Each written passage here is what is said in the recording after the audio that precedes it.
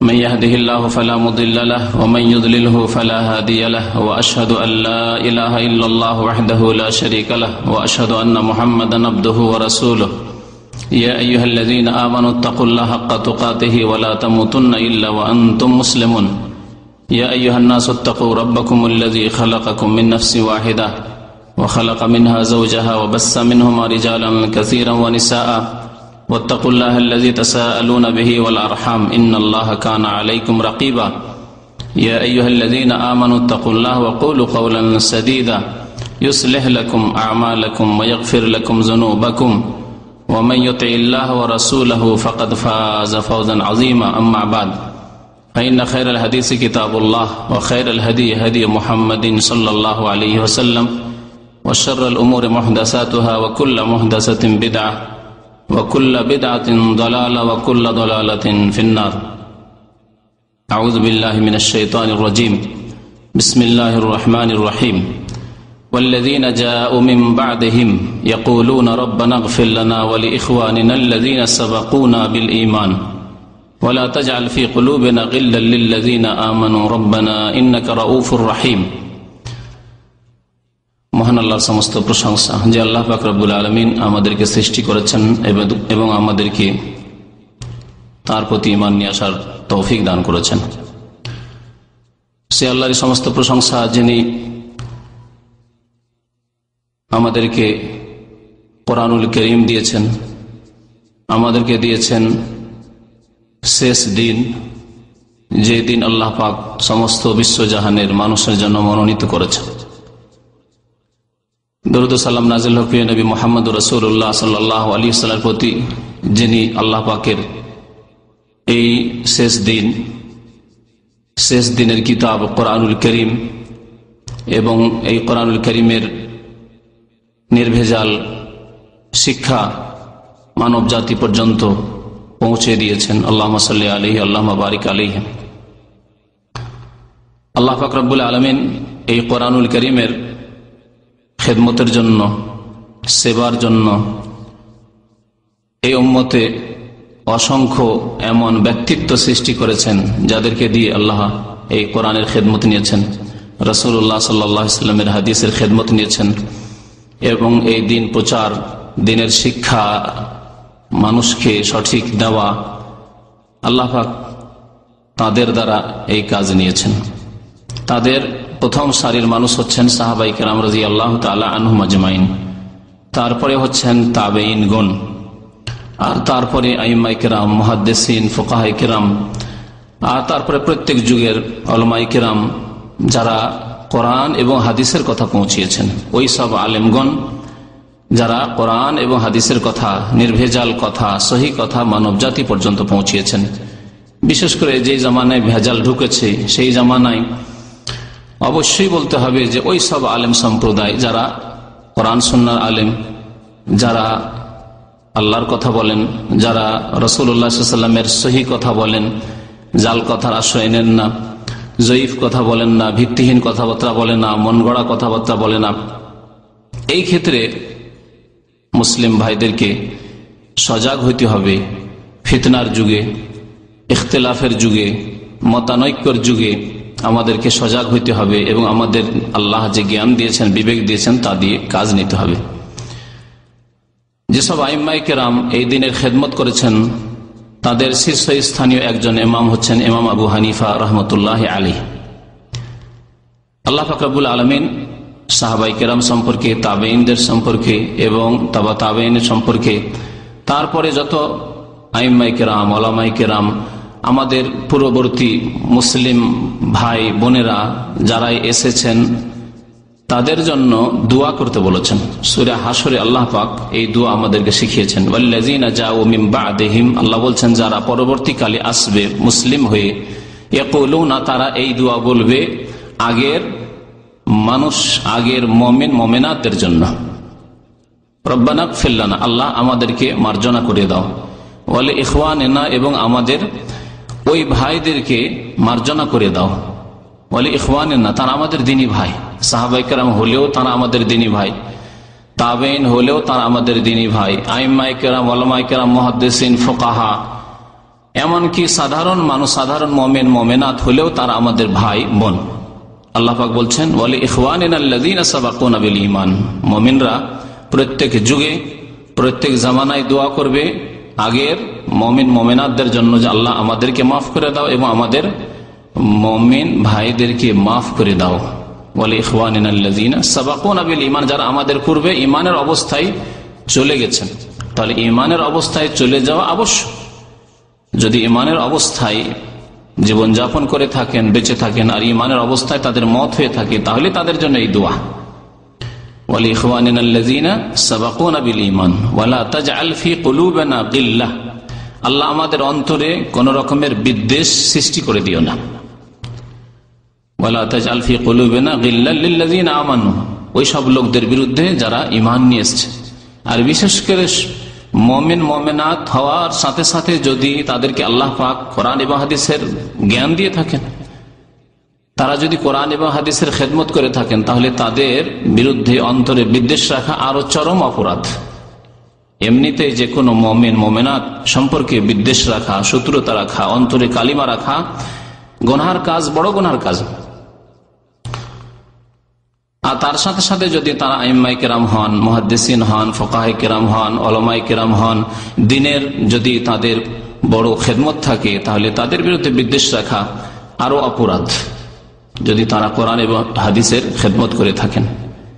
ওয়ালা তাজআল ফি কুলুবিনা গিল্লাল লিল্লাযীনা আমানু রব্বানা ইন্নাকা রাউফুর রহিম, আল্লাহ তুমি দয়াশীল, তুমি দয়াবান। তো এই দোয়া উল্লেখ করে দেওয়ার উদ্দেশ্য হচ্ছে যে আমরা প্রত্যেক মুমিন মুমিনাতদের জন্য যখন মাগফিরাত মার্জনার দোয়া করব, তো যাদের দ্বারা আল্লাহ পাক দ্বীনের খেদমত নিয়েছেন, আইম্মায়ে কেরাম, উলামায়ে কেরাম, ফুকাহায়ে কেরাম, তাদের জন্য অবশ্যই আমাদেরকে দোয়া করতে হবে। তাই সালাফে সালেহিন আমাদেরকে এই শিখিয়েছেন যে সাহাবায়ে কেরামদের জন্য দোয়া হচ্ছে রাদিয়াল্লাহু আনহু, আর তারপরে তাবেঈন হোক, তাবা তাবেঈন হোক, বা পরবর্তীকালের আইম্মায়ে কেরাম, উলামায়ে কেরাম হোক, মুহাদ্দিসিন হোক, আর ফুকাহা হোক, আর উলামায়ে কেরাম হোক, যারা ইন্তেকাল করেছেন তাদের ক্ষেত্রে রাহমাতুল্লাহ আলাইহি, আল্লাহ পাক তাদের উপর রহম করুক বা রহমত বর্ষণ করুন। এই দোয়া ইমাম আবু হানিফা রহমতুল্লাহ আলাইহি চারজন ইমামের একজন, যাদের অসংখ্য মানুষ তাকলিদ করে থাকে, অসংখ্য মানুষ তাদের নামে মাযহাব মেনে থাকে এবং তাদের অনুসরণ করে থাকে। সুতরাং ইমাম আবু হানিফা রহমতুল্লাহ আলাইহির সংক্ষিপ্ত জীবনী, কারণ জীবনী বিস্তারিত আলোচনা যে কোন ইমামের করলে দীর্ঘ সময় প্রয়োজন রয়েছে, আর যার অত প্রয়োজন নেই, কারণ যারা বিস্তারিত জানতে চাইবে তাদের জন্য কিতাব রয়েছে, কিতাব থেকে তারা জানতে পারবে বিভিন্ন ভাষায়। আসল উদ্দেশ্য হচ্ছে তাদের জীবন সম্পর্কে, তাদের যুগ জামানা সম্পর্কে সংক্ষিপ্ত ধারণা মানুষের থাকা বা দেওয়া, এবং তাদের আদর্শ কি ছিল, এটি হচ্ছে আসল বিষয়। কারণ তাদের কাছ থেকে আসল যেটি নেওয়ার সেটি এই নয় যে তাদের পারিবারিক অবস্থা কেমন ছিল, তাদের আর্থিক অবস্থা কেমন ছিল, তাদের যুগের সামাজিক অবস্থা কেমন ছিল, তাদের যুগের রাজনৈতিক অবস্থা কেমন ছিল, এগুলি জানার কোনো প্রয়োজন নেই, আর সেসব জেনে লাভও নেই তেমন। তবে আমাদেরকে যে বিষয়টি জানতে হবে সেটি হচ্ছে যে তারা আমাদেরকে কি দিয়ে গেছেন, তাদের উপদেশ কি ছিল, তাদের আদর্শ কি ছিল, এবং তাদেরকে কোন কোন ক্ষেত্রে আমরা অনুকরণ করতে পারবো, তাদের কাছ থেকে আমরা কিভাবে উপকৃত হব, এই বিষয়গুলি হচ্ছে আমাদের জানার বিষয় এবং মানার বিষয়, আমলের বিষয়। আমাদের কর্মজীবনের সাথে আমাদের আকীদা এবং আমাদের আমল, বিশ্বাস এবং কর্মের সাথে সম্পর্ক রয়েছে। সুতরাং সেগুলি আমাদেরকে জানতে হবে, শিখতে হবে, যেগুলির সাথে আমাদের আকীদা, বিশ্বাসের এবং আমলের, কর্মজীবনের সম্পর্ক রয়েছে, যাতে আমাদের দুনিয়াতে কর্মজীবনে কাজে আসে এবং আখেরাতে আমাদের সেগুলি কাজে লাগে, আখেরাতের সম্বল হইতে পারে। ইমাম আবু হানিফা রহমতুল্লাহ আলাইহি সম্পর্কে প্রথম বলবো যে ইমাম আবু হানিফা তার কুনিয়ত, উপনাম। কুনিয়ত হয় সাধারণত ছেলের নাম দিয়ে বা মেয়ের নাম দিয়ে। আমাদের দেশে যেমন বলে যে অমুকের পিতা, অমুকের আব্বা, অমুকের বাবা ইত্যাদি। আজকাল আরবরা যেমন বলছে আবু আবদুল্লাহ, মানে আবদুল্লাহর বাবা। আমাদের দেশের লোকেরা বলে, মহিলারা নিজের স্বামীকে বলে মোহাম্মদের আব্বা, আবদুল্লাহর আব্বা, আব্দুর রহমানের আব্বা ইত্যাদি। তো এই যে আব্বা দিয়ে যে সম্পর্কটি করা হয় নামের, সেটাকে বলা হয় কুনিয়ত বা উপনাম। তার আসল নাম ছিল নোমান, আর তার পিতার নাম ছিল সাবিত, নোমান বিন সাবিত। তার দাদার নাম ছিল জুতি। তার দাদা পারস্য দেশের মানুষ ছিলেন এবং তিনি, যেমন রিওয়ায়েতে রয়েছে, ইমাম দারিমি রহমতুল্লাহ বলেছেন যে সে খ্রিস্টান ছিল অথবা কারো কারো মতে মজুসি ছিল, কারণ পারস্য দেশের অধিকাংশ মানুষ অগ্নি পূজক মজুসি ছিল।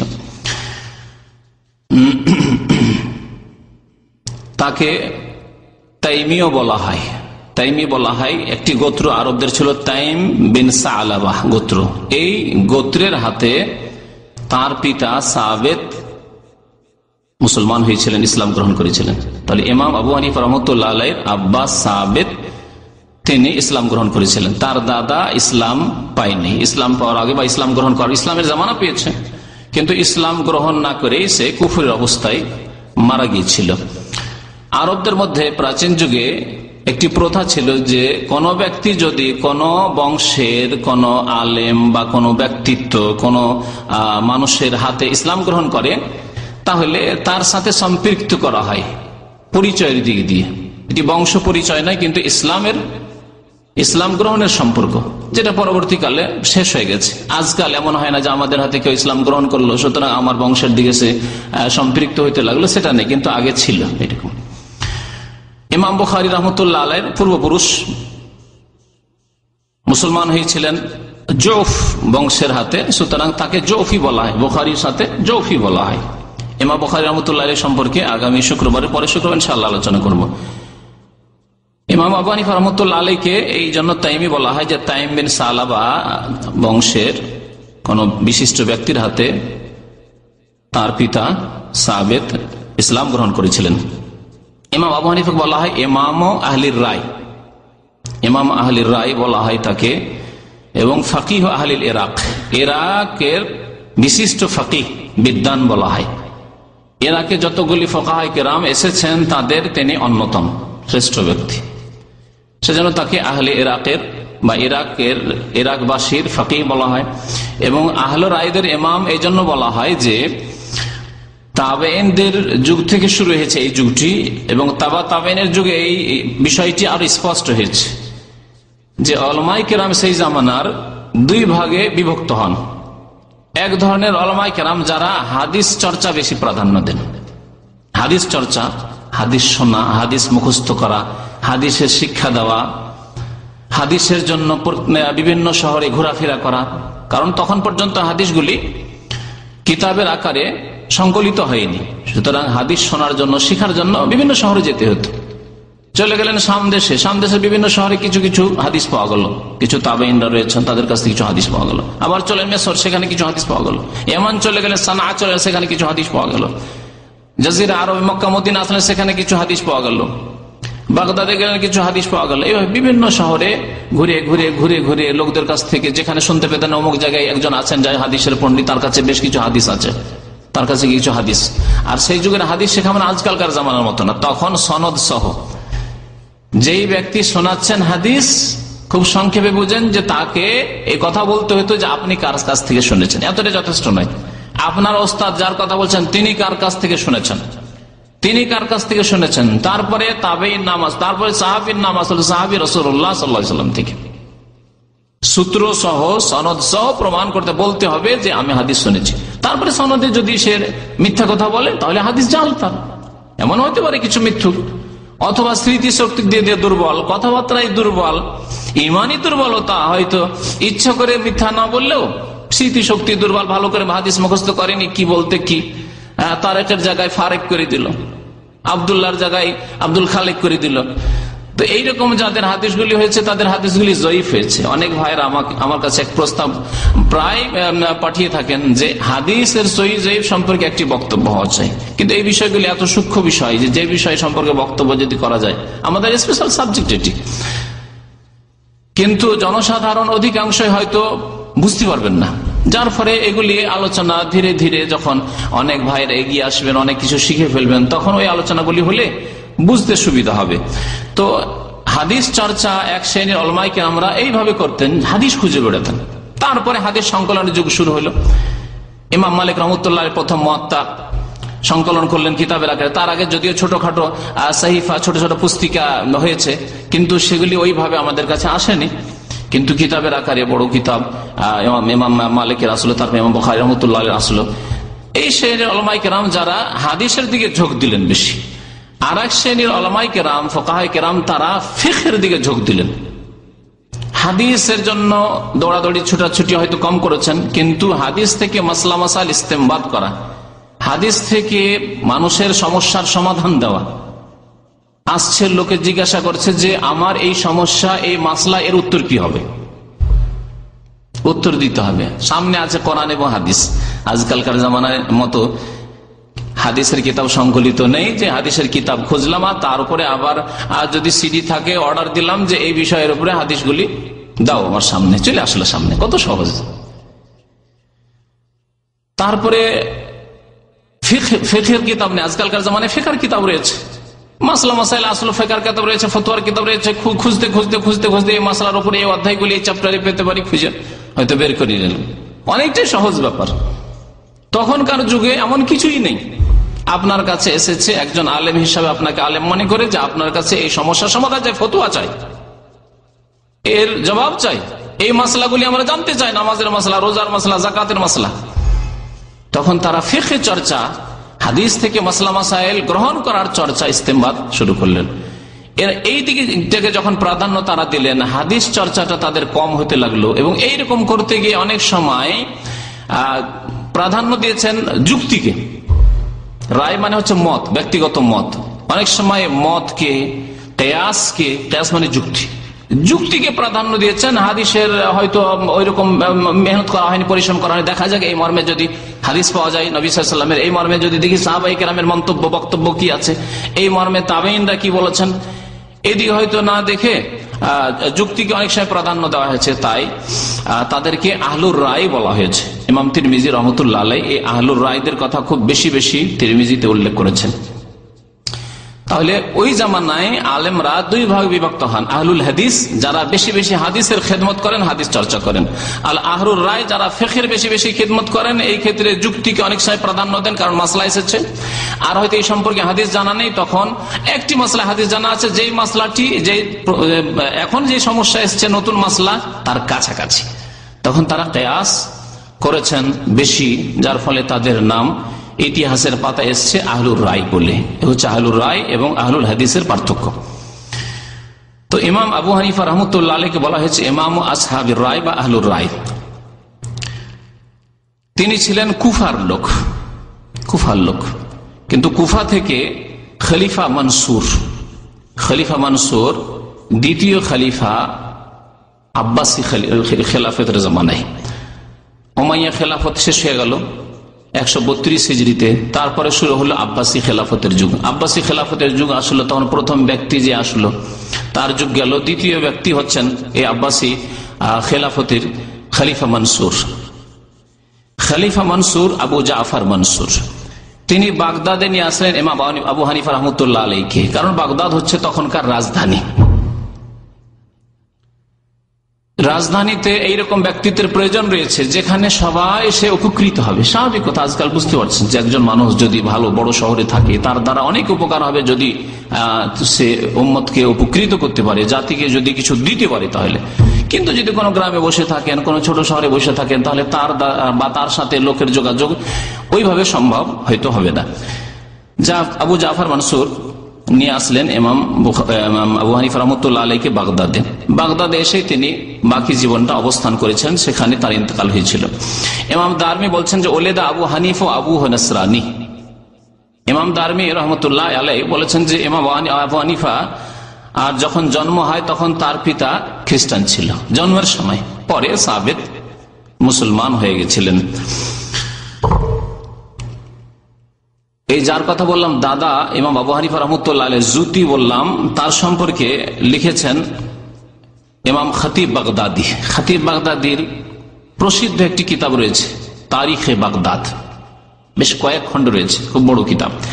তিনি লিখেছেন যে ইনি কাবুলের ছিলেন। বর্তমান যুগে কাবুল কোথাকার রাজধানী? আফগানিস্তানের কাবুলের লোক ছিলেন। আর কাবুল আফগানিস্তান থেকে শুরু করে ইরাক পর্যন্ত বিশাল এলাকা নিয়ে ফার্সি ভাষা ছিল। এগুলিকে সব বলা হয়তো পারস্য দেশ।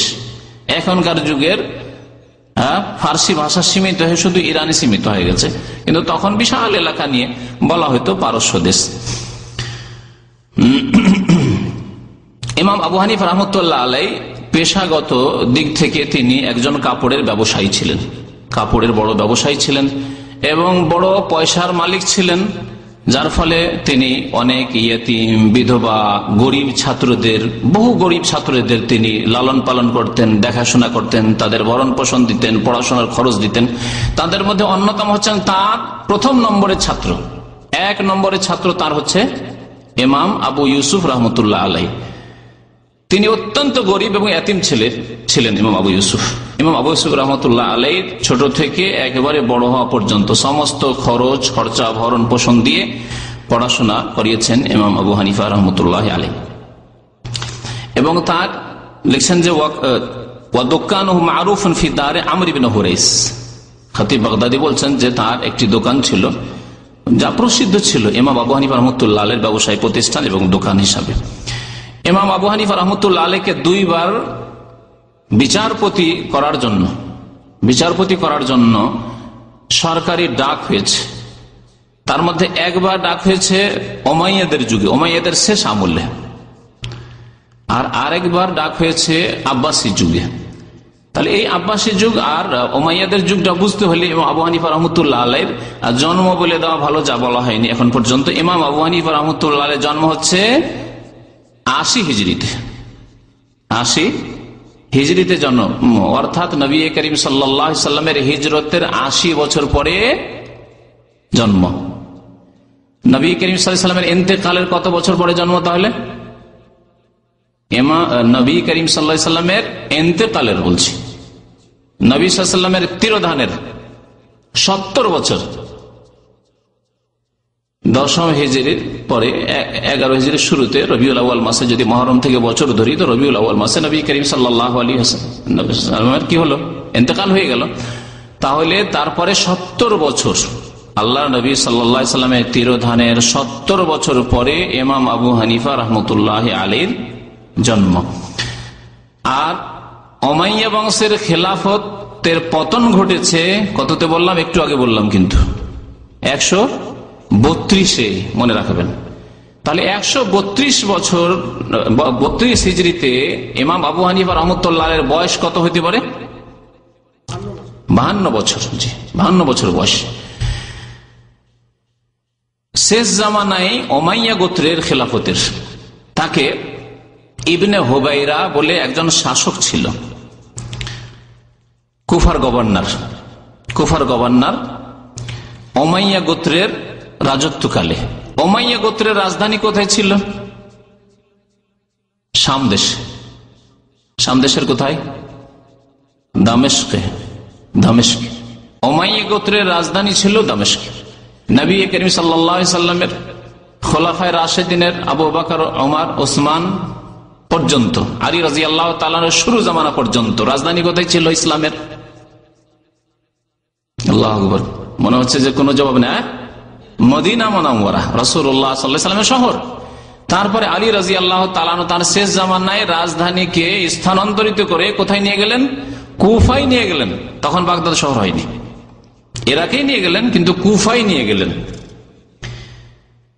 তারপরে যখন আলী রাদিয়াল্লাহু তাআলা আনহুর ইন্তেকাল শাহাদাতের পরে হাসান রাদিয়াল্লাহু তাআলা আনহু 6 মাস থাকলেন। তারপরে তিনি দিয়ে দিলেন খেলাফত, যে আমি আর ঝামেলায় থাকতে চাই না, ঝামেলা মুক্ত হতে চাই। এই খেলাফত মুআবিয়া রাদিয়াল্লাহু তাআলা আনহুকে তিনি দিয়ে দিলেন যে তুমি নিয়ে নাও, আমার সবের প্রয়োজন নেই। তারপরে মুআবিয়া রাদিয়াল্লাহু তাআলা আনহু দ্বারা উমাইয়া বংশের খেলাফত শুরু হলো। রাজধানী হলো দামেস্কে, শাম দেশের দামেস্কে। 132 পর্যন্ত সেখানে রাজধানী থাকলো, কিন্তু বিশাল রাজত্ব উমাইয়া গোত্রের। পশ্চিম দিকে মরক্কো, তারপরে স্পেন পর্যন্ত, স্পেন যাকে বলা হয় বর্তমানে আন্দুলুস, যেখানে ছিল কর্ডোবা ইউনিভার্সিটি। আর পূর্ব দিকে তুর্কিস্তান, চীনের বর্ডার পর্যন্ত বিশাল রাজত্ব। তার মধ্যে ছিল কুফা। কুফা শহরের গভর্নর ছিলেন ইবনে হুবাইরা। ইবনে হুবাইরা আবু হানিফা রাহমাতুল্লাহ আলাইহিকে বললেন যে আপনাকে কাজা গ্রহণ করতে হবে, অর্থাৎ আপনাকে বিচারপতি হইতে হবে কুফার। ফাআবা আলাইহি, তিনি অস্বীকার করলেন না। বড় বড় উলামায়ে কেরাম, বড় বড় আইম্মায়ে কেরাম, এখন পর্যন্ত অনেক ভালো আলেমরা রয়েছেন যাদের অনেক চেষ্টা করা হয়েছে তাদেরকে প্রধান বিচারপতি করার জন্য, অস্বীকার করেছেন। তাদের একজন হচ্ছেন ইবনে উসাইমিন রাহমাতুল্লাহ আলাইহি, ওনাইজা আল কাসিমের মুহাদ্দিস ফাকিহ আলেম, মাত্র কয়েক বছর আগে যার ইন্তেকাল হয়েছে। অনেকবার চেষ্টা করা হয়েছে যে তাকে কাজী বানাবেন, প্রধান বিচারপতি বানাবেন। না, আমি কাজা গ্রহণ করব না, মানুষের বিচার করব না, কারণ বিচার করতে গিয়ে গায়েব জানি না, অদৃশ্য জানি না, সাক্ষীর ভিত্তিতে বিচার করব। হতে পারে যে সাক্ষী নিয়ে এসছে সে মৃত্যু, আমি তো দেখলাম যে সাক্ষী নিয়ে তাকে তো দিতে হবে, কারণ তার কাছে সাক্ষী আছে, আরেকজন কাছে সাক্ষী নেই। এই জন্য নেক মানুষ যারা, নেক উলামায়ে কেরাম, তারা কাজাকে নিতে চাননি, বিচার বিভাগে নিতে চাননি। ইমাম আবু হানিফা রাহমাতুল্লাহ অস্বীকার করলেন। যখন অস্বীকার করলেন তখন শাসক কি করেছিল? ইবনে হুবাইরা তাকে 110টি কোড়া লাগিয়েছিল, কষাঘাত করেছিল, এই জুলম করেছিল। প্রত্যেক দিন তাকে বাইরে নিয়ে আসা হতো এবং 10টি করে কোড়া লাগানো হতো। আর স্বীকার করানো হতো যে আপনি কাজী হবেন কিনা বলেন, আপনি বিচারপতি হবেন কিনা বলেন। বলছেন না। ফালাম্মারা যালিকা খাল্লাস সাবিলাহু, 110টি কষাঘাত করার পরেও যখন দেখলো যে কোনো মতেই স্বীকার করাতে পারলাম না বিচারপতি বানাবার জন্য, তখন জেল থেকে ছেড়ে দিল, রেহাই দিয়ে দিল। এই ইবনে হুবাইরা বলছে মারওয়ান বলে একজন শেষ জামানায়, শেষ জামানার মারওয়ান, আগের মারওয়ান নয় যিনি মদিনার গভর্নর ছিলেন, শেষ জামানায় উমাইয়া যুগের শেষ জামানায় মারওয়ান বলে একজন খলিফা হয়েছিলেন। তার পক্ষ থেকে গভর্নর ছিলেন কুফার ইবনে হুবাইরা। ইমাম আহমদ বিন হাম্বল রহমতুল্লাহ আলাই তার জামানায় যখন তারপরে জুলম অত্যাচার হয়েছিল শাসকদের পক্ষ থেকে, আব্বাসী শাসকের পক্ষ থেকে, যারা মুতাজিলা ছিল, যারা আকীদার ক্ষেত্রে বিভ্রান্ত হয়ে গিয়েছিল তাদের পক্ষ থেকে, এবং জেলে তার উপরে জুলম হয়েছিল এবং কোড়া লাগানো হয়েছিল। তার জীবনে ইনশাআল্লাহ তাআলা কিছুদিনের মধ্যে আপনাদের সামনে তুলে ধরব। তখন তিনি ইমাম আবু হানিফা রহমতুল্লাহ আলাইয়ের কথা মনে পড়লেই কেঁদে ফেলতেন এবং তাকে রহমতের দোয়া দিতেন, রহমতুল্লাহ আলাই বলে বারবার দোয়া দিতেন। কারণ ইমাম আহমদ রহমতুল্লাহ আলাই ওই রকমই নির্যাতন জুলম অত্যাচার হয়েছে যেমন ইমাম আবু হানিফা রহমতুল্লাহ আলাইয়ের উপর জুলম অত্যাচার হয়েছে অন্যায় ভাবে। খারেজা বলে একজন বর্ণনাকারী বলছেন যে আবু জাফর মানসুর দ্বিতীয়বার, একবার তো হয়ে গেল উমাইয়া গোত্রের জামানে, আরেকবার আবু জাফর মানসুরের জামানে অর্থাৎ আব্বাসীয় যুগে আবু হানিফা রহমতুল্লাহ আলাইকে বিচারপতি হিসাবে ডাকা হইল যে বাগদাদের আপনাকে প্রধান বিচারপতি হয়ে থাকে। ফাআবা আলাইহি, অস্বীকার করলেন। ফাহাবাসাহু, তখন তাকে জেলে বন্দী করে দিল। আবু জাফর মানসুর, খলিফা মানসুর জেলে বন্দী করে দিল। তাহলে একবার কষাঘাত করা হয়েছে আর জেলে বন্দী করা হয়েছে, আর একবার জেলে বন্দী করা হয়েছে। একদিন ডেকে আবার জিজ্ঞাসা করলো, জেলে বন্দি করার পরে ভাবলো যে হয়তো জেলে গিয়ে ভয় পেয়ে যাবে, কারণ আজকালকার জামানার আলেমদের মতো যদি ইমান হয়, অধিকাংশদের অবস্থা, বিশেষ করে আমাদের উপমহাদেশের আলেমদের যে অবস্থা, যে সামান্য কিছুতে এদিক ওদিক যাওয়াটা কোনো ব্যাপার নয়। তো ডেকে জিজ্ঞাসা করো, আতার গাবু আম্মা নাহনু ফি, আমরা যে বিচার বিভাগ তোমাকে দিতে চাইছি বা আপনাকে যে বিচারপতি বানাতে চাইছি, এই ক্ষেত্রে কি আপনি রাজি হতে চান না? কেন? বললেন তিনি, আসলাহাক আল্লাহ ইয়া আমির আল মুমিনিন, আমিরুল মুমিনিন, খলিফাদেরকে আমিরুল মুমিনিন বলা হয়। আমিরুল মুমিনিন, আল্লাহ আপনাকে সঠিক পথে রাখুন, ভালো রাখুন। লা আসলহু লিল কাদা, আমি বিচার বিভাগের যোগ্য নই, আমি কারো বিচার করতে পারবো না, আমার মধ্যে এই যোগ্যতা নেই। কে বলছেন? ইমাম আবু হানিফা রহমতুল্লাহ আলাইহি বলছেন যে আমি বিচার করতে পারবো না, বিচার করার আমার মধ্যে যোগ্যতা নেই। আর আমাদের দেশের আলেমদের কথা তো রাখেন, তাদের মধ্যে তো যোগ্যতা আছে কিছু। ইমাম আবু হানিফা রহমতুল্লাহর মধ্যে যথেষ্ট যোগ্যতা ছিল, তারপর তিনি বলছেন না, এই যোগ্যতা আমার নেই। আর আজকালকার আমাদের সমাজের যারা সালিস করে, গ্রাম্য বিচার, চেয়ারম্যান থেকে শুরু করে, নেতা মেম্বারগুলি থেকে শুরু করে, আর ওই মন্ডল মাতবর আর সর্দার থেকে শুরু করে, তাদের কথা বলেন যে কি অবস্থা। যদি কোথাও বিচারের সুযোগ পেয়ে যায়, আগে হাঁটলো বিচার করতে হবে, খুশির শেষে না যে বিচার করতে পারবো। আর এইসব বিচারে আগে থেকে তারা সিদ্ধান্ত নেয় যে বিচারে কাকে জিতাতে হবে, কাকে হারাতে হবে। ছোট কাল থেকে বিচারগুলিতে বসে বসে কান শুনে মুখস্থ রেখেছে সব। আগে থেকে তারা প্রস্তুত হয়ে আছে যে অমুক ব্যক্তিকে, অমুক পরিবারকে, অমুক বংশের লোকে জিতাইতেই হবে আর অমুকদেরকে পরাস্ত করতেই হবে। এ হচ্ছে আমাদের দেশের সামাজিক বিচার, যাকে সালিস বলা হয়। আর মানব রচিত বিধান দিয়ে যে কোর্টে বিচার হচ্ছে, তার কথা তো বুঝতেই পারছেন যে মানব রচিত বিধান দিয়ে বিচার করে কি করে শান্তি প্রতিষ্ঠা হতে পারে। কখনো শান্তি প্রতিষ্ঠা হতে পারে যাদেরকে আল্লাহ জালেম বলেছেন, যাদেরকে আল্লাহ ফাসিক বলেছেন, যাদেরকে আরো পাক আল্লাহ পাক রব্বুল আলামিন আরো শক্ত ভাষা দিয়ে যদি তারা আল্লাহ পাকের বিধানকে অস্বীকার করে বা অযোগ্য মনে করে, অচল মনে করে, তো আল্লাহ পাক কাফের বলেছেন। তো তাদের দ্বারা আর কি করে শান্তি প্রতিষ্ঠা হতে পারে? যখন কোরআন এবং হাদিস দিয়ে আব্বাসীয় যুগে, ওমাইয়াদের যুগে, তখন মানবরচিত বিধান দিয়ে বিচার হইতো না, তখন কোরআন সুন্নাহ দিয়ে বিচার হইতো, ফিকহ দিয়ে বিচার হতো, ইসলাম দিয়ে বিচার ফয়সালা হতো। তখনকার যুগে তিনি বলছেন, ইমাম আবু হানিফা রাহমাতুল্লাহ, আসলাহু লিল কাযা, আমি বিচার করার যোগ্যতা রাখি না। ফাকালা লাহু কাযাবতা, খলিফা মানসুর বলছেন যে আপনি মিথ্যা কথা বলছেন। কালা সুম্মা রাজা আলাইহিস সানি, দ্বিতীয়বার আবার বললেন যে না, আপনাকে বিচারপতি হইতে হবে। ফাকালা আবু হানিফ কাদ হাকামা আলাইয়া আমিরুল মুমিনিন আন্নী লা আসলাহু লিল কাযা, আমিরুল মুমিনিন, আপনি তো ফয়সালা করে দিয়েছেন যে আমি বিচার করার যোগ্যতা রাখি না। কেমন করে তোমাকে বলছি যে বিচারপতি তোমাকে বানাবো, আর তুমি বলছো যে আমি বলছি যে তুমি বিচার করার যোগ্যতা রাখো না, কেমন করে তা? বললি আন্নাহু ইয়ানসুবুনি আলাল কাযিব, কারণ তিনি আমাকে বলেছেন যে কাযাবতা, আবু হানিফা তুমি মিথ্যা বলেছো। যেই ব্যক্তি মিথ্যা বলতে পারে সে বিচারপতি হতে পারে না। আপনি বলেছেন আমি মিথ্যা বলেছি। যখন তিনি অস্বীকার করলেন যে আমি বিচার করতে পারবো না, বিচারপতি হইতে পারবো না, এই বিচার বিভাগ নিতে পারবো না, তখন কি বলেছিলেন খলিফা? যে কাযাবতা, আপনি মিথ্যা বলছেন। সুযোগ পেয়ে গেলেন ইমাম আবু হানিফা রাহমাতুল্লাহ, ফাকিহ, জ্ঞানী। আরেকবার যখন তার উপর প্রস্তাব আসলো এবং বাধ্য করা হলো যে আপনাকে বিচার বিভাগ নিতে হবে, তখন বললেন যে আমি তো যোগ্যতা রাখি না, আপনি তো বলেছেন। কেমন করে? আপনি বলেছেন এর আগে যে আপনি মিথ্যা বলেছেন, যে মিথ্যুক হতে পারে সে অন্যের কি করে হক বিচার করবে, সুতরাং আমার মধ্যে বিচার করার যোগ্যতা নেই। বললেন যে ফাইন কুনতু কাযিবান ফালা আসল, সুতরাং আমি যদি সত্যি মিথ্যুক হই যেমন আপনি বলেছেন, তাহলে কখনোই আমি বিচারের যোগ্য নই, বিচার করার যোগ্য নই, আমি বিচারপতি হতে পারি না। ওয়াইন কুনতু সাদিকান, আর যদি আমি সত্যবাদী হই, যদি আমি সত্যবাদী মিথ্যুক নাই হই, ফাকাদ আখবারতু আমিরুল মুমিনিন, তাহলে আমিরুল মুমিনিনকে আমি বলে দিচ্ছি আন্নী লা আসলু, আমার কথায় আমি সত্যবাদী, যে আমি বিচার করার যোগ্যতা রাখি না, আমি যেটি বলছি সেই কথাটি আপনি আমার কাছ থেকে গ্রহণ করুন, আমাকে বিচারপতি হওয়ার জন্য বাধ্য করিয়েন না। ফারাতাহু ইলাল হাবস, তখন খলিফা মানসুর ছাড়লেন না, জেলে ঢুকিয়ে দিলেন, জেলে থাকো, তুমি বিচারপতি হবে না, জেলে থাকো। এইভাবে উলামায়ে কেরাম, আইম্মায়ে কেরামদের উপর জুলম অত্যাচার হয়েছে, কিন্তু তারা হকের ওপর এবং ইমানের হেফাজতের জন্য তারা অটল থেকেছেন। বিচার বিভাগে যাব, আমার দ্বারা কত লোকের উপর জুলম অত্যাচার হবে, কত লোকের হক নষ্ট হবে, কত যে আমার উপর গুনাহ হবে। কালকে আমাদের আসামির কাঠগড়ায় আমাকে দাঁড়াইতে হবে। যাদের উপর জুলম হয়েছে, হক নষ্ট হয়েছে বা ঠিক বিচার আমি করতে পারিনি 16 আনা, তারা এসে আল্লাহর সামনে যখন আমার বিরুদ্ধে কেস করবে, তখন আমি কি জবাব দিব আল্লাহ পাক রব্বুল আলামিনের দরবারে।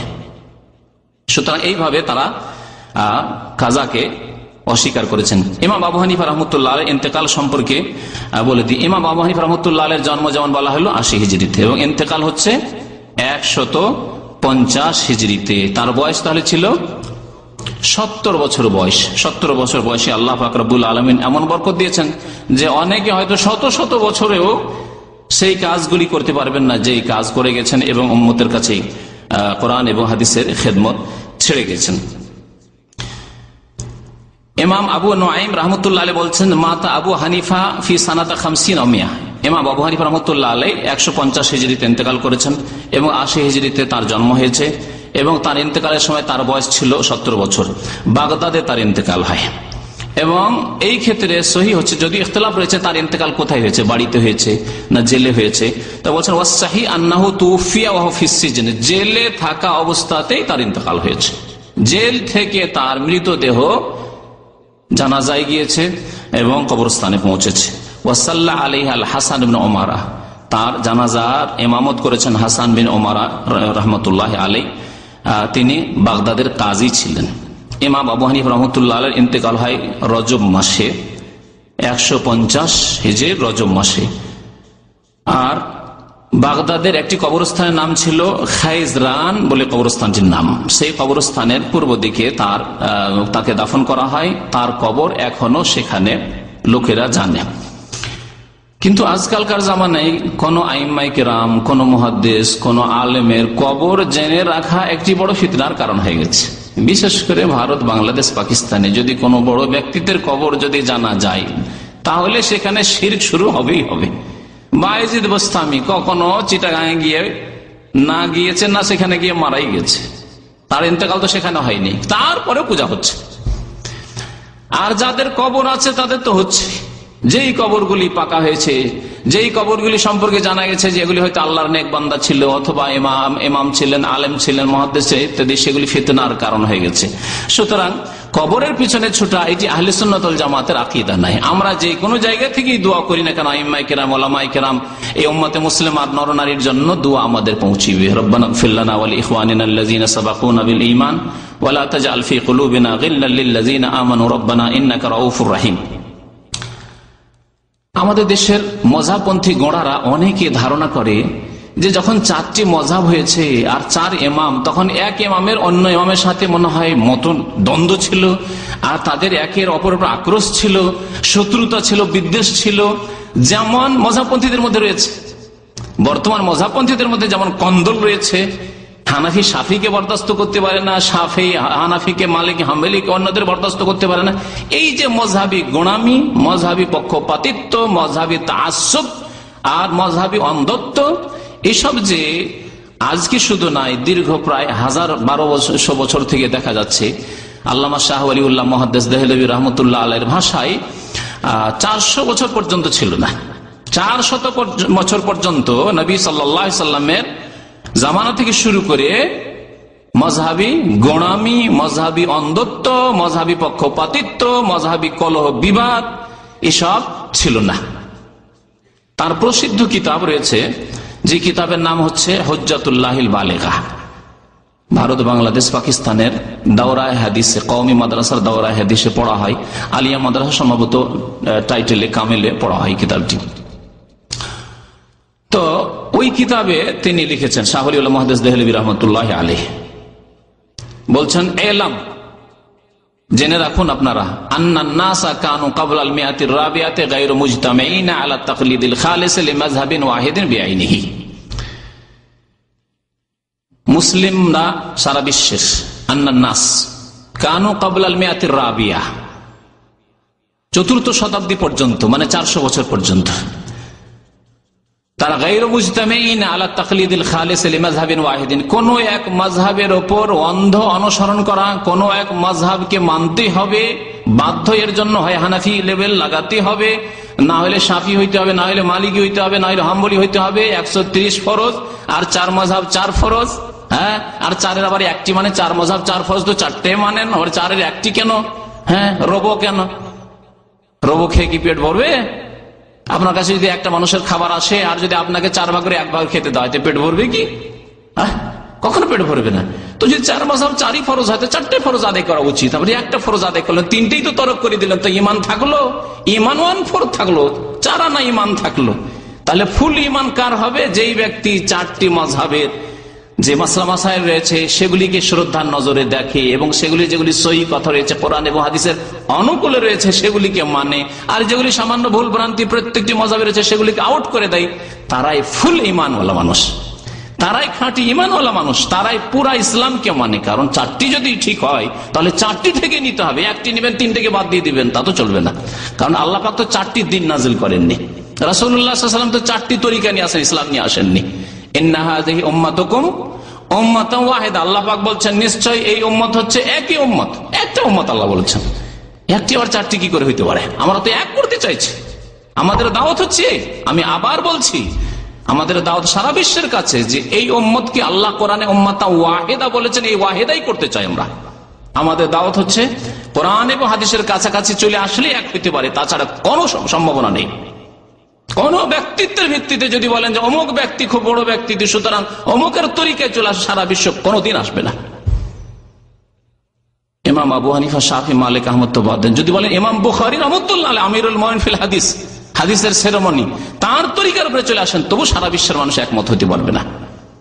কিন্তু যদি বলা হয় মুহাম্মদুর রাসূলুল্লাহ সাল্লাল্লাহু আলাইহি ওয়াসাল্লাম সাইয়্যিদুল মুরসালিন খাতামুন নবিয়্যিন, তার আদর্শের উপরে চলে আসেন, তাহলে অবশ্যই সম্ভাবনা রয়েছে। আর এই হচ্ছে আসল দিন।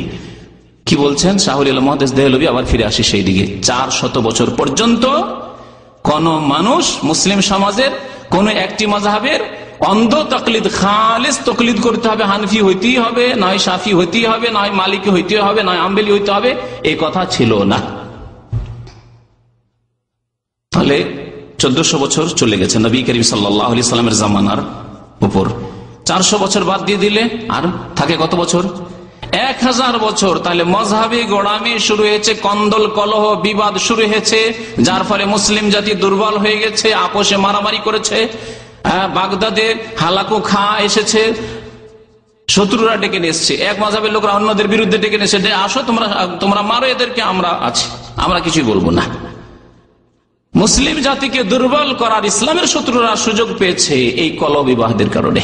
ওয়ালা তানাজাউ ফাতাফশালু ওয়া তাযহাবা রিহুকুম, আপোষে তোমরা ঝগড়া করিও না, ইখতিলাফ করিও না, মতানৈক্য করিও না, না হলে তোমাদের যে জাঁকজমক আছে, তোমাদের যে ক্ষমতা আছে তা দুর্বল হয়ে পড়বে, তোমাদের যে দবদবা আছে সেটি নষ্ট হয়ে যাবে।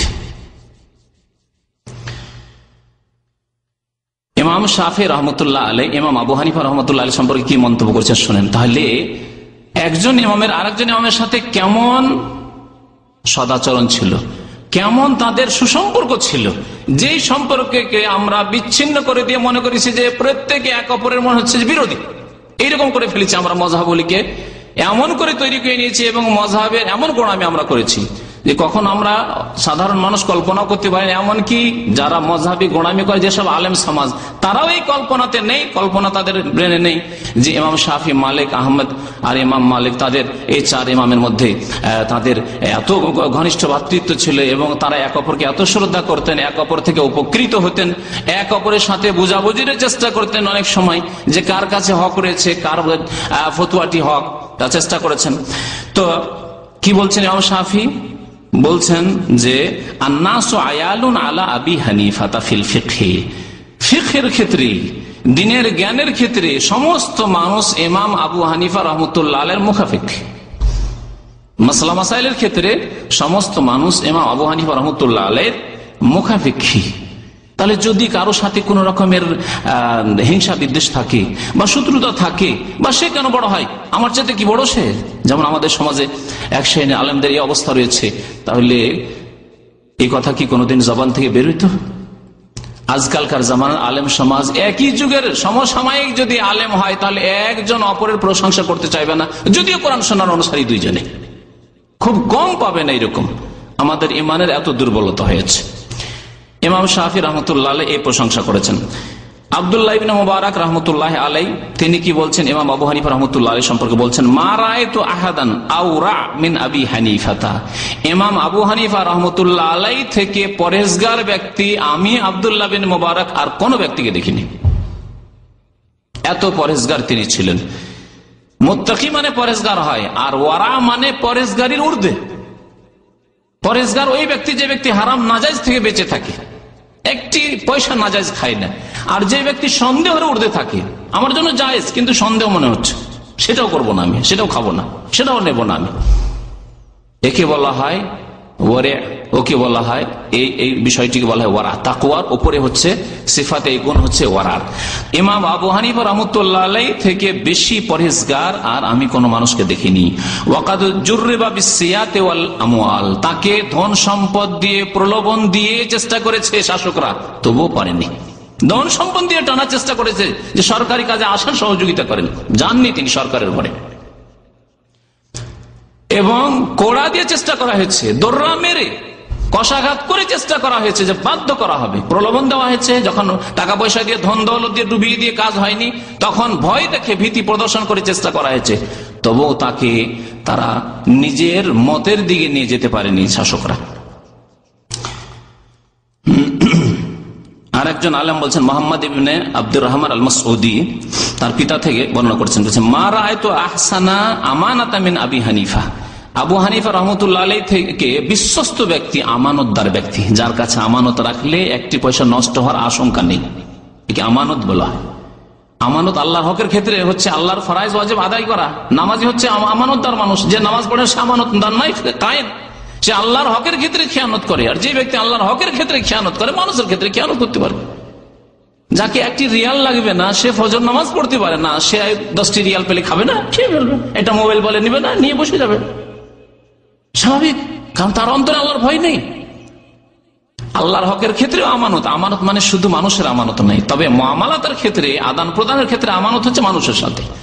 আর ইবাদতের ক্ষেত্রে আমানত হচ্ছে আল্লাহ পাকের সাথে আপনার আমানত ঠিক থাকতে হবে। আল্লাহ যা আপনাকে দিয়েছে, আপনার কাঁধে সেই দায়িত্ব ন্যস্ত করেছেন, ফরজ ওয়াজিবাত, হারাম থেকে বেঁচে থাকা, নাজায়েজ থেকে বেঁচে থাকা, তা যথাযথ পালন করবেন। আমানত আল্লাহর হকের ক্ষেত্রে হইতে হবে এবং আমানত মানুষের হকের ক্ষেত্রে হইতে হবে। বলছেন ইমাম আবু হানিফা রহমতুল্লাহ আলাইহির চাইতে বেশি আমানতদার আর কোন ব্যক্তিকে দেখিনি। যেই দিন ইমাম আবু হানিফা রহমতুল্লাহ ইন্তেকাল হয়, সেই দিন তার বাড়িতে 50,000 দিরহামের আমানত ছিল। 50,000 চাঁদির টাকা, আজকালকার টাকা নয়, চাঁদি। 50,000 রৌপ্য মুদ্রা, চাঁদির টাকা তার বাড়িতে আমানত ছিল। মা যা মিনহা ওয়ালা দিরহামুন ওয়াহিদ, কোন ব্যক্তির একটি দিরহাম পর্যন্ত নষ্ট হয়নি। যার যার অধিকার ছিল, হক ছিল, তার বাড়িতে তার ইন্তেকালের পরে এসে এক এক করে সব নিয়ে গেছে, সব লিখিত ছিল যে কার কত টাকা, কার কত দিরহাম, কার কত আমানত আমার কাছে জমা আছে। এ হচ্ছে আমানত আমাদের আইম্মায়ে কেরাম রাহমাতুল্লাহি আলাইহিম আজমাইনদের। এখন আপনাদের সামনে শেষখানে বলবো, ইমাম আবু হানিফা রহমতুল্লাহ আলাইহি আমাদেরকে কি দিক নির্দেশনা দিয়েছেন, আমাদেরকে কি হিদায়াত দিয়েছেন, গাইডলাইন দিয়েছেন, যেই পথের উপর আমাদেরকে চলতে হবে। তিনি কি বলে গেছেন যে হে মুসলিম জাতি, তোমরা এক ইসলামকে 4 ভাগে ভাগ করে নিও। হে মুসলিম জাতি, তোমরা একে অপরের বিরুদ্ধে তোমরা তোমাদের যা কিছু ব্যবহার করো, তোমাদের ব্রেন, বিদ্যা, বুদ্ধি সবকিছু ব্যবহার করিও। এই কথা শিখিয়েছেন না শিখিয়েছেন তোমরা কোরআন সুন্নাহর দিকে চলে আসি। তার 2-4টি উক্তি, অনেক উক্তি রয়েছে। আমি এক যুগে বেশ কিছু কিতাব পড়েছি, যে কিতাবগুলিতে বহু উক্তি রয়েছে ইমাম আবু হানিফা রাহমাতুল্লাহ আলাইহি। মাত্র আপনাদের সামনে 5টি উক্তি বর্ণনা করবো ইমাম আবু হানিফা রাহমাতুল্লাহ। তাতেই বুঝতে পারবেন আপনি যে ইমাম আবু হানিফা রাহমাতুল্লাহ আমাদেরকে কি শিখিয়ে গেছেন। আপনার সামনে হাদিস রয়েছে, সহিহ হাদিস, একটি আমলের ক্ষেত্রে, আর আপনার সামনে ইমাম আবু হানিফা রাহমাতুল্লাহ আলাইহির একটি উক্তি রয়েছে, বাহ্যিক উক্তিটি হাদিসের খেলাফ, তখন আপনার ভূমিকা কি হবে? আজকালকার জামানায় যদি জিজ্ঞাসা করা হানাফি ভাইকে, তখন বলে আমি হানাফি, হানাফি আবু হানিফার কথাটি নেব, ফিকার কিতাবে যে ওইটি নেব, হাদিস কেন নেব? হাদিস কি বুঝি আমি? হাদিস যারা বুঝেছেন বুঝেছেন। এটি হচ্ছে মযহাবপন্থীদের উত্তর। এইরকম কোন শাফি ভাইকে যদি জিজ্ঞাসা করি, কোন মালিকি ভাইকে জিজ্ঞাসা করি যে ভাই নবী করিম সাল্লাল্লাহু আলাইহি ওয়াসাল্লাম বুকে হাত বেঁধেছেন, তোমরা যে হাত ছেড়ে নামাজ পড়ছো কেন? তো বলছে ইমাম মালিক রাহমাতুল্লাহির মযহাব, ইমাম মালিক রাহমাতুল্লাহির মযহাব হচ্ছে হাত ছেড়ে নামাজ পড়া। তাই হানাফি ভাইকে যদি জিজ্ঞাসা করি যে ভাই সহি হাদিস আছে বুকে হাত বাঁধা, আপনার নাভির নিচে হাত বাঁধা কেন? বলছে হানাফি মযহাব এটি। তাহলে কি বোঝা গেল এদের অবস্থা? যে হাদিসে যা থাকবে থাক, ইমাম সাহেবের মযহাবে কি আছে, আমাদের ফিকহের কিতাবে কি আছে, হানাফি হলে হানাফি ফিকহাতে কি আছে, শাফি হলে শাফি ফিকহাতে কি আছে, মালিক হলে মালিকি কিতাবে কি আছে, হাম্বলি হলে হাম্বলি কিতাবে কি আছে। এর নামে কি ইসলাম? না সবগুলোকে নিয়ে কম্পারিটিভ আলোচনা, তুলনামূলক আলোচনা, তুলনামূলক স্টাডি করে আমাদের উলামায়ে কেরামরা জনসাধারণকে দেবেন যে ভাই এটি হচ্ছে সহিহ হাদিসের আলোকে মাসলা উত্তর, এই হচ্ছে আপনার সমস্যার সমাধান আল্লাহ এবং রাসূলের বিধানের আলোকে। এইভাবেই মাসলা বলা উচিত ছিল আলেম সমাজের। কিন্তু আলেম সমাজ মযহাবী গোঁড়ামি করে, মযহাবী তাআসসুবের ভিত্তিতে তারা এক ইসলামকে 4 ভাগে বিভক্ত করে ফেলেছে। শোনেন প্রথম উক্তি, আল্লাহ পাক রব্বুল আলামিন কোন এক ব্যক্তির অনুসরণ করতে বলেননি, অনুসরণ করতে বলেছেন। সূরা আরাফের একটি আয়াত আপনাদেরকে শোনাই। আল্লাহ পাক ইরশাদ করছেন, ইত্তাবিউ মা উনজিলা ইলাইকুম মির রাব্বিকুম, তোমাদের রবের পক্ষ থেকে যা নাজিল হয়েছে তার অনুসরণ করো। মা উনজিলা ইলাইকুম, তোমাদের কাছে যা নাজিল হয়েছে, মির রাব্বিকুম, তোমাদের রবের পক্ষ থেকে, তার কি করো? ইত্তেবা করো, তা ফলো করো, তার অনুসরণ করো। কি নাজিল হয়েছে? কোরআন নাজিল হয়েছে। আর তার ব্যাখ্যা ওহীর হাদিস। হাদিস নবী করিম সাল্লাল্লাহু আলাইহি সাল্লাম কোরআন ছাড়াও যে কোনো মাসলা জিজ্ঞাসা করা হয়তো অতক্ষণ উত্তর দিতেন না যতক্ষণ পর্যন্ত ওহীর মাধ্যমে না জানতে পারতেন তার উত্তর। তাহলে নবী সাল্লাল্লাহু আলাইহি ওয়াসাল্লামের হাদিসও হচ্ছে ওহী, কোরআন ওহী আর হাদিস ওহী। তাহলে ওহীর বিধানের অনুসরণ করতে হবে। আল্লাহ যা বলেছেন, তার রাসূল সাল্লাল্লাহু আলাইহি ওয়াসাল্লাম যা বলেছেন, তার রাসূল সাল্লাল্লাহু আলাইহি ওয়াসাল্লাম যা করেছেন অথবা অনুমোদন দিয়েছেন, স্বীকৃতি দিয়েছেন, তাই হচ্ছে আমাদের জন্য অনুসরণের বিষয়। ওয়ালা তাত্তাবিউ মিন দুনিহি আউলিয়া, তোমরা আল্লাহকে বাদ দিয়ে, আল্লাহর নাযিলকৃত বিধানকে বাদ দিয়ে অন্য কিছুর, অন্য ব্যক্তির অনুসরণ করিও না। এর আলোকে ইমাম আবু হানিফা রাহমাতুল্লাহির উক্তি শোনেন। ইমাম আবু হানিফা রাহমাতুল্লাহির সমস্ত উক্তির, অন্য ইমামদেরও তাদের যখন আলোচনা করব তখন সেগুলি উল্লেখ করব। সমস্ত আইম্মা কেরামের উক্তির লক্ষ্য উদ্দেশ্য হচ্ছে একটি, সেটি হচ্ছে যে রাসূলের হাদিস নিয়ে নাও এবং মানুষের কথা ছেড়ে দাও। কোরআন সুন্নাহয় যা রয়েছে তা নিয়ে নাও এবং মানুষের ফতোয়া ছেড়ে দাও। মানুষের কথাই তো ভুল হওয়ার সম্ভাবনা আছে এবং ভুল হয়েছেও, কিন্তু আল্লাহ এবং তার রাসূলের কথা যেহেতু ওহীর কথা, সুতরাং ওহীর বিধানে কোনো ভুল নেই। প্রথম উক্তি খুব প্রসিদ্ধ এবং বহু কিতাবে রয়েছে, ইজা সাহাল হাদিস ফাহুয়া মাযহাবি। ইমাম আবু হানিফা রাহমাতুল্লাহ প্রায় বলতেন, এজন্য বহু কিতাবে আছে, ইজা সাহাল হাদিস, সহিহ হাদিস যখন পেয়ে যাবে সেটি হচ্ছে আমার মযহাব। তাহলে বুকে হাত বাঁধা যদি সহিহ হাদিস হয় এটি আমার মযহাব। হালালা করলে লানত হয়, সুতরাং এই লানত হওয়া হালালা করে যে কারো স্ত্রী হালাল করতে যায় ঠিকার বিয়েতে, এটি হচ্ছে আমার মযহাব যে লানত হবে, কারণ এটি হচ্ছে হাদিস। লা সালাতা লিমান লাম ইয়াকরা বিফাতিল কিতাব, সূরা ফাতিহা না পড়লে নামাজ হয় না, এটি হচ্ছে আমার মযহাব, কারণ এটি সহিহ হাদিস। ইজা সাহাল হাদিস ফাহুয়া মাযহাবি, ফতোয়া দিয়ে গেলাম, কিন্তু আমরা মানুষ, সুতরাং আমাদের দ্বারা ভুল হইতে পারে। সুতরাং সহিহ হাদিস পেয়ে গেলে সেটাই নিবে, কারণ সেটি হচ্ছে আমাদের মযহাব। ইজা সাহাল হাদিস ফাহুয়া মাযহাবি। সব থেকে প্রসিদ্ধ কিতাবের নাম বলি, হাশিয়া ইবনে আবেদিন, দুররে মুখতার, এই কিতাবটি খুব প্রসিদ্ধ আমাদের দেশে। দুররে মুখতার, রদ্দুল মুহতার, এই কিতাবগুলি, সেই কিতাবের প্রথম খণ্ড 63 পৃষ্ঠা রয়েছে। যেসব পত্র পত্রিকা ম্যাগাজিন আছে তাতে দেখবেন ফতোয়াগুলি লিখে, হানাফি দেশ থেকে যে ফতোয়াগুলি আসে দেখবেন, মাসিক মদিনা দেখবেন দুররে মুখতার নাম খুব পাবেন, হাশিয়া ইবনে আবেদিন। তো প্রথম খণ্ড 63 পৃষ্ঠা রয়েছে, সহিহ হাদিস আমার মযহাব। সুতরাং কেউ যদি, এখন শুনেন, কেউ যদি সহিহ হাদিসের উপর আমল করে সূরা ফাতিহা পড়ে, কেউ যদি সহিহ হাদিসের উপর আমল করে রাফুল ইয়াদাইন করে, কেউ যদি সহিহ হাদিসের উপর আমল করে বুকে হাত বাঁধে, তাহলে ইমাম আবু হানিফা রাহমাতুল্লাহ এটি হচ্ছে মযহাব, এটি হচ্ছে তার মযহাব। তার মযহাব মানে এগুলোর বিরোধিতা করা নয়, সহিহ হাদিস মোতাবেক আমল করায়। দ্বিতীয় কথা শুনেন, হাশিয়া ইবনে আবেদিনে রয়েছে, বাহরুর রায়কে রয়েছে, 6ষ্ঠ খণ্ড 293 পৃষ্ঠায় বলছে, লা ইয়াহিল্লু লিআহাদিন আন ইয়াখুযা বিকাউলিনা মা লাম ইয়ালাম মিন আইনা আখাযনা।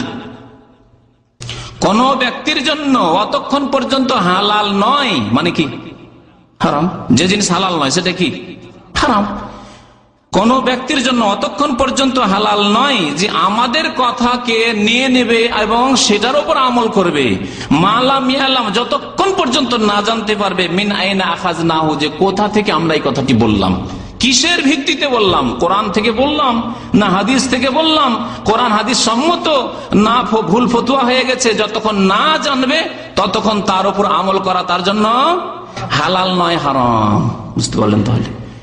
তাহলে কোরআন এবং হাদিসের দলিল ছাড়া যদি কেউ কোনো মাসলা ফিকহের কিতাবের ফতোয়ার উপর আমল করে, তাহলে ইমাম আবু হানিফা স্বয়ং বলছেন লা ইলাহা ইল্লাল্লাহ, হারাম কাজ করল, হালাল নয়।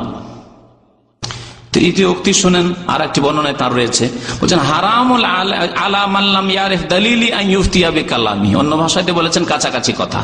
হারামুন, হারাম ওই ব্যক্তির জন্য, মান লাম ইয়ারিফ দালিলি, যে ব্যক্তি আমার দলিল জানলো না। যে ইমাম আবু হানিফা রাহমাতুল্লাহ যে কথাটি বলেছেন তার দলিল বাকি, দলিল আছে। যদি দলিল থাকে তো নেব না কেন, অবশ্যই নেব। আর যদি দলিল না থাকে নেব না। যেমন পশ্চিম দিকে কিবলার দিকে বলি, কিবলামুখী হয়ে পেশাব পায়খানা করার ব্যাপারে যতগুলি ফতোয়া রয়েছে তার মধ্যে সবচেয়ে বেশি সতর্কতামূলক ফতোয়া আছে ইমাম আবু হানিফা রাহমাতুল্লাহ আলাইহির। যে আপনি ঘরে হোক আর বাইরে হোক, মাঠে হোক আর ঘরের মধ্যে বসে হোক, আড়ে হোক আর আড়নায় হোক, কাবার সামনে হোক আর 10,000 কিলোমিটার দূরেই হোক, আপনি কিবলাকে সামনে করতেও পারবেন না আর পেছনেও করতে পারবেন না। এটি হচ্ছে ইমাম আবু হানিফা রাহমাতুল্লাহ আলাইহির মত। ইমাম শাফি রাহমাতুল্লাহ বলছেন না, ঘরের মধ্যে হলে আড় হলে অসুবিধা নেই, বাইরে ফাঁকা মাঠে হলে জায়েজ না, ইত্যাদি অন্যান্য আরো মত রয়েছে। তাহলে এর মধ্যে সবচেয়ে সতর্কতা এবং বেশি আদব এহতেরাম সম্মান রয়েছে কাবার কিসে, ইমাম আবু হানিফা রাহমাতুল্লাহ আলাইহির এই ফতোয়ায়। সুতরাং নেন, খুব ভালো কথা। আবু আইয়ুব আনসারী রাদিয়াল্লাহু তাআলা আনহু বর্ণিত হাদিস, লা তাস্তাকবিলুল কিবলাতা বিগায়তিন ওয়ালা বাউলিন ওয়ালা তাস্তাদবিরুহা ওয়ালাকিন শাররিকু ওয়া গাররিবু। তোমরা পেশাব পায়খানার সময় কিবলাকে সামনেও করবে না পিছনেও করবে না। নবী সাল্লাল্লাহু আলাইহি ওয়াসাল্লাম বলেছেন, এই কথা বলেননি যে তোমার ঘরে হলে করিও, এই হাদিসে আম ভাবে বলেছেন। ইমাম আবু হানিফা রাহমাতুল্লাহ এই ফতোয়া রয়েছে, এই ফতোয়া আমল করেন, খুব ভালো, আহলান ওয়া সাহলান, ওয়েলকাম। তো তিনি কি বলছেন যে আমার দলিল যতক্ষণ না জানবে ততক্ষণ পর্যন্ত তার জন্য আমার কথার ভিত্তিতে ফতোয়া দেওয়া জায়েজ নাই। আজকাল দেখেছেন মাসিক মদিনার ফতোয়া, আজকাল দেখেছেন ওই রহমানিয়া পৈগামের ফতোয়া, আজকাল দেখেছেন আরো কি কি যে রয়েছে রহমত ইত্যাদি ইত্যাদি যতগুলি ম্যাগাজিন রয়েছে বাংলাদেশের বাংলায়, সেগুলির ফতোয়া প্রত্যেকটিতে কোন জায়গায় কোরআন এবং হাদিসের দলিলের কথা নেই। কোরআন আয়াত থাকলে আছে, কিন্তু হাদিসের দলিল নেই। কি আছে? হেদায়েতে আছে, নাই বেকায়াতে আছে, নাই কদুরিতে আছে, নাই দুররে মুখতারে আছে, নাই ফতোয়া আলমগিরিতে আছে, না বেহেশতি জেওয়ারে আছে। এগুলি হচ্ছে কোরআন এবং হাদিসের কিতাব, এগুলি ফিকহের কিতাব, মানুষের লেখা, এগুলিতে ভুল হইতে পারে। তাহলে অতক্ষণ ফতোয়া দেওয়া যায় না মুফতি সাহেবের জন্য যতক্ষণ পর্যন্ত না জানবে যে আমার দলিল কি। ইমাম আবু হানিফা রাহমাতুল্লাহ আলাইহির দলিল কোরআন হাদিস আছে, দলিল না উনি কিয়াস হয়তো করেছেন, আর পরবর্তীকালে যখন হাদিস সংকলন হয়েছে তখন দেখা গেছে যে সহিহ হাদিস তার বিরোধী হয়ে যাচ্ছে, তাহলে সহিহ হাদিস নিয়ে নেন। তিনি ভবিষ্যৎবাণী করেছেন যে সহিহ হাদিস আমার মাযহাব, ওটাই নিও।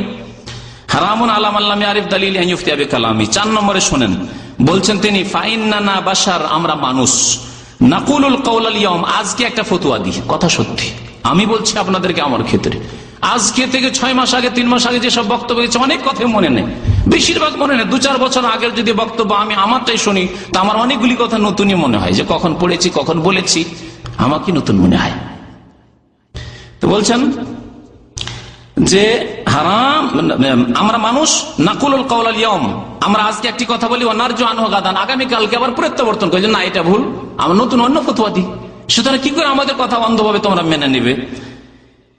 ইমাম আবু ইউসুফ রাহমাতুল্লাহ আলাইহি বলছেন যে আবু ইউসুফ, বড় আফসোস, খবরদার, লা তাকতুব কুল্লা মা তাসমা মিন্নি, আমার কাছে যাই শুনছো তাই লিখে নিও না, সব কথা লিখে না, আমরা মানুষ। ফাইন্নি কাদ আরা রায় আল ইয়াউম, আজকে একটি ফতোয়া হয়তো দিলাম, ওয়াতরুকু গাদান, কালকে আমি ছেড়ে দিই, কালকে বলি যে না এটা ঠিক নয়। ওয়ারা রায় গাদান, আগামীকালকে একটি কথা বলি, তারপরে দিন ছেড়ে দিই।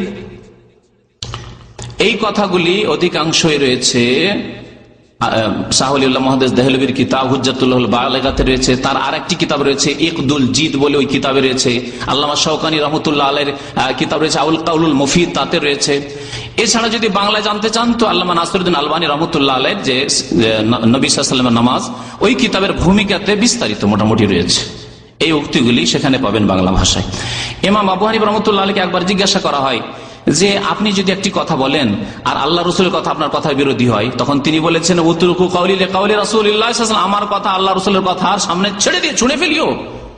আবার জিজ্ঞাসা করা হলো আপনার ইজা কানা কাউলুকা ইউখালিফু কাওলাস সাহাবা, আপনি এক বক্তব্য রেখেছেন, আপনি একটি ফতোয়া দিয়েছেন, আর সাহাবাই কেরামের হাদিস বা সাহাবাই কেরাম, আল্লাহ রসুল হাদিস নয়, সাহাবাই কেরামের বক্তব্য, সাহাবাই কেরামের ফতোয়া আলাদা। তাহলে কার ফতোয়া নেব? সাহাবীর কথা নেব, আবু বকর, উমর, উসমান, আবু হুরায়রার কথা নেব, আব্দুল্লাহ বিন উমরের কথা নেব, না আবু হানিফার কথা নেব? জবাবে তিনি বলছেন উতরুকু কাউলি লিকাউলিস সাহাবা, সাহাবাই কেরামের কথা যদি পেয়ে যাও তা আমার কথাকে ফেলে দিয়ে ছেড়ে দিয়ে অন্য জায়গায় বলেছেন তিনি যে ইজরিবু কাউলি উরজাল হায়াত, দিওয়ালে ছুঁড়ে মারি আমার কথা, এই কথা বলেছেন তিনি।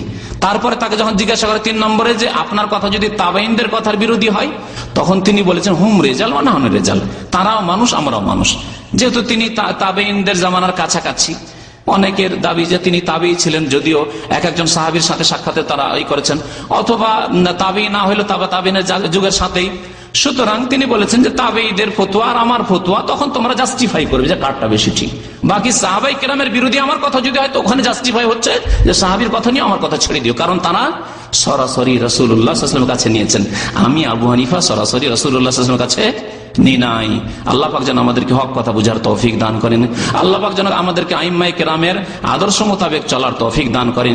ইমাম আবু হানিফা, শাফি, মালিক, আহমদ তাদের আদর্শ মোতাবেক সুন্নাত তরিকা মোতাবেক আমাদেরকে চলার জন্য তৌফিক দান করেন। আমিন। সাল্লাল্লাহু আলা নবিয়িনা মুহাম্মদ ওয়া আলা আলিহি ওয়া সাহবিহি আজমাইন। চালিয়ে দিন।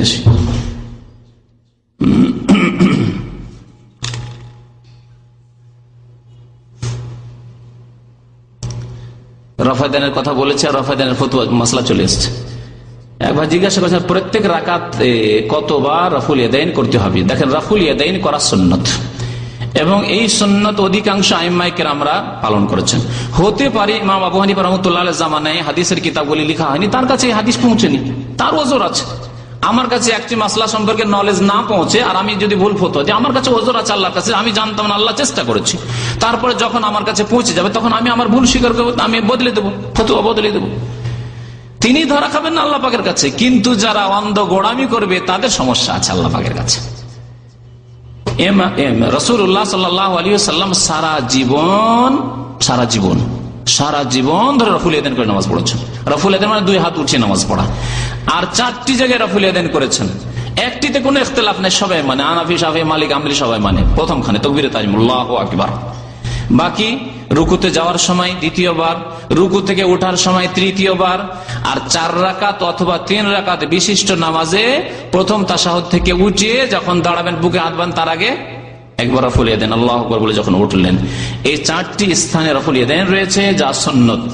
আরো মজার কথা শুনবেন আপনাদের, শুনে আপনাদের অবগতির জন্য। আল্লামা শাহ ওলিউল্লাহ মুহাদ্দিস দেহলভী রাহমাতুল্লাহ আলাইহি বংশগত বড় হানাফি আলেম। তার পিতা এত বড় হানাফি আলেম ছিলেন, ফাকিহ ছিলেন, আব্দুর রহিম সাহেব, যে বাদশাহ আওরঙ্গজেব, ভারতের বাদশাহ, দীর্ঘদিনের বাদশাহ, তিনি বাদশাহ আলমগীর ইচ্ছা করলেন যে একটি আমি ফতোয়ার কিতাব, ফিকহের কিতাব লিখবো। কিন্তু তিনি তো বাদশাহ, দেশ চালনায়, তারপরে তার চাইতে বড় বড় আলেম দেশে আছে, তো তিনি আলেমদের একটি কমিটি গঠন করলেন। সেই কমিটির একজন ছিলেন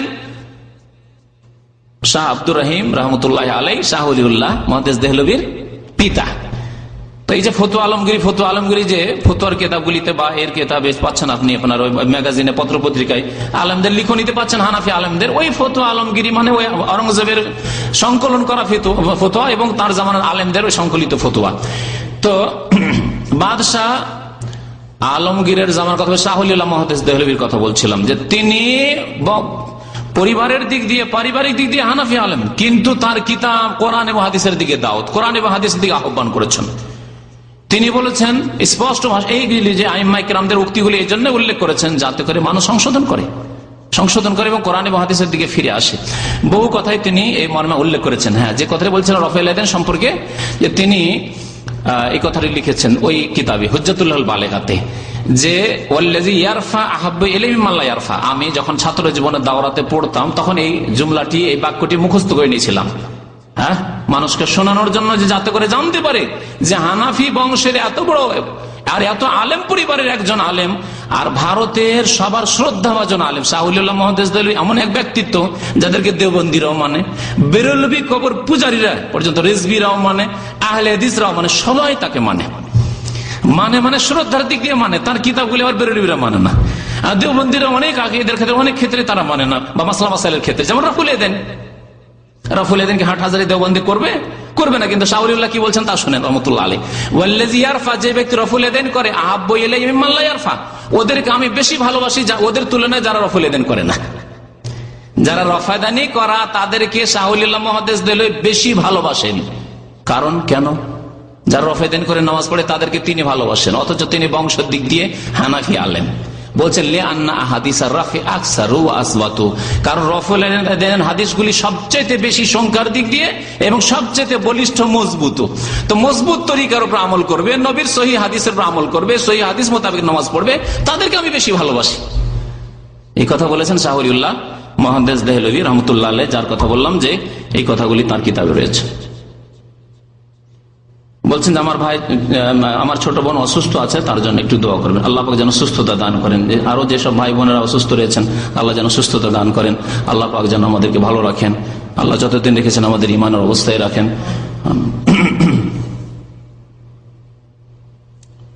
পানি খাওয়ার সময় যদি গোপের পানি পেটে যায় তাহলে কি কোনো অসুবিধা আছে? কোনো অসুবিধা নেই, এটা আমাদের দেশের দেশি ফতুয়া, মূর্খ লোকদের ফতুয়া। মোচের পানি হারাম, ছোট থেকে শুনে আসতাম, এই ভাষাটি শুনে এসছি। কি হানাফি শাফি, আমাদের শাফি তো নাই, ও কেরালা যেতে হবে, শাফি ধরলে তো আবার কেরালা যেতে হবে, না ইন্ডোনেশিয়া যেতে হবে। তো হানাফি, আহলে হাদিস, দেওবন্দি, বেরলভী সবার মধ্যে আহলে হাদিস জাহেল মূর্খ সমাজে মোচের পানি হারাম, মোচের পানি হারাম। তবে মোচ বড় করে রাখা ভালো নয়, নবী সাল্লাল্লাহু আলাইহি ওয়াসাল্লাম ঘৃণা করেছেন, অপছন্দ করেছেন। মোচ বড় রাখবেন না, অনেকে যে মোচ আগে পাক দিয়ে রাখেন, মোচ আবার এর নিচে চলে আসছে। মোচ কেটে রাখুন, মোচ মুন্ডন করার চাইতে মোচ কেটে রাখাই হচ্ছে সুন্নত তরিকা। মোচকে একেবারে মুন্ডন ব্লেড দিয়ে না করে, এটি সুন্নতের খেলাফ, যদিও কিছু আলেমদের ফতোয়া আছে, কিন্তু সহি হচ্ছে নবী সাল্লাল্লাহু আলাইহি ওয়াসাল্লাম কাসসুস শারিব, কাস মানে হচ্ছে কাটা ছাঁটা, তার মানে মুন্ডন করা নাই। আর হালাক মানে হচ্ছে মুন্ডন। দেখেন বারবার সবগুলিতে কি লেখা আছে? হাল্লাক লেখা আছে। তাহলে কোথাও একটি হাদিসও কোথাও নেই যে হালকুস শারিব, মোচ হালাক করা, মুন্ডন করে, এই কথা কোথায় নেই। কিন্তু আমাদের দেশে যেহেতু তবলিগি ভাইরা মুন্ডন করে, আর দেওবন্দি ভাইরা তাই করে, আর তাদেরই ভক্ত বেশি, সেই জন্য আমাদের দেশের লোক। আর তারপরে দাড়িটা রাখে না, তো মোচটা রেখে বা কি করবো বাঙালি ভাইয়েরা, সেই জন্য দাঁড়িয়ে রাখে না, যেটা জরুরি, আসলে জরুরি, তাহলে আর মোচ রেখে কি হবে, আর রেখে লাভই কি আছে। তো যাই হোক, দাড়ি রাখতে হবে এবং তার সাথে সাথে মোচ ছোট করতে হবে, তাহলে সুন্নতি তরিকার উপর আমল হবে। গোপের পানি হারাম নাই, কখনো মোচ বড় হয়ে গেছে প্রয়োজনে, সফরে ইত্যাদি, বা এই কাটতে পারিনি, মোচের পানি হারাম নয়, সব মিথ্যা কথা। কোন মহিলার পেটে সন্তান আসলে যখন নামাজ পড়বে তখন দাঁড়িয়ে নামাজ পড়তে অসুবিধা হলে বসে নামাজ পড়তে পারবে? হ্যাঁ, অবশ্যই বসে পড়তে পারবে, কেন পারবেন না? নবী সাল্লাল্লাহু আলাইহি ওয়াসাল্লাম অসুস্থতাকে, অসুবিধাকে ওজর বলেছেন। সুতরাং বসে নামাজ পড়তে অসুবিধা না, দাঁড়িয়ে নামাজ পড়তে অসুবিধা হলে বসে পড়বে, বসে নামাজ পড়তেও যদি অসুবিধা হয় তাহলে শুয়ে পড়বে, নবী সাল্লাল্লাহু আলাইহি ওয়াসাল্লাম বলেছেন, কোনো অসুবিধা নেই। আর সমান নেকি পাবে এই ক্ষেত্রে? যারা দাঁড়িয়ে পড়তে পারবে তা সত্ত্বেও বসে পড়বে, ফরজ নামাজ হলে হবে না, কিন্তু সুন্নত নামাজ যদি হয় তাহলে অর্ধেক নেকি পাবে। আর বাকি অর্ধেক নেকি ওই ব্যক্তির জন্য না যে ব্যক্তি আজকে মাজুর, অসুস্থ, বেশ কিছুদিন অসুস্থ বা দীর্ঘদিন অসুস্থ, সেজন্য বসে বসে নামাজ পড়ছে, পুরা নেকি ইনশাআল্লাহ তাআলা পাবে। তার আগে সে যেহেতু দাঁড়িয়ে নামাজ পড়তো, যে আর দাঁড়িয়ে নামাজ পড়া সুস্থ লোকদের জন্য একটি শর্ত ফরজ নামাজের জন্য।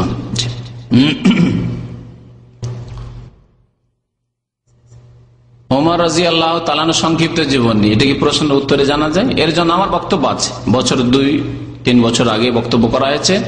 4 খলিফার উপর বক্তব্য আছে, আবু বকর, ওমর, ওসমান, আলী, 4 খলিফার বক্তব্য আছে। যার জানার ইচ্ছা আছে ইসলামিক সেন্টারের লাইব্রেরি থেকে ক্যাসেট সংগ্রহ করে নেবেন। ওয়া সাল্লাল্লাহু আলা নবিয়িনা মুহাম্মদ ওয়া আলা আলিহি ওয়া সাহবিহি আজমাইন।